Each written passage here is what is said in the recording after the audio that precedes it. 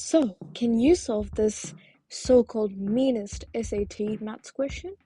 Stick around for the answer. The answer will come in 3, 2, and 1. So since we know that 2x minus 3y is equal to 3, this is very important piece of information because 4 to the power of x over 8 to the power of y can be written as 2 squared, which is equal to 4. That whole thing, let me just fix that.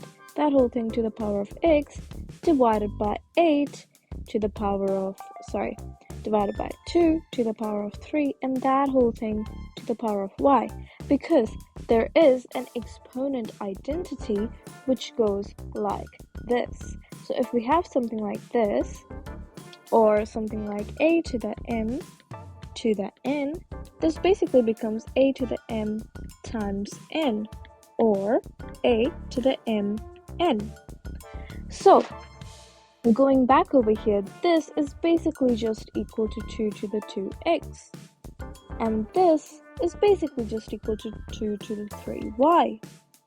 So now, since there is another exponent identity which goes as a to the m divided by a to the n is equal to a to the m minus n, we can use this identity over here. So if I just clean things a little bit and then get back into here, we can go ahead and use our second identity to get that 2 to the 2x divided by 2 to the 3y is equal to 2 to the 2x minus 3y.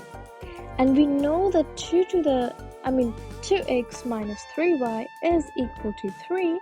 So 2x minus 3y is equal to 3. So 2 to the 2x minus 3y is equal to 2 to the 3, which is equal to 8. So our answer is A, which is 8. Thank you for watching.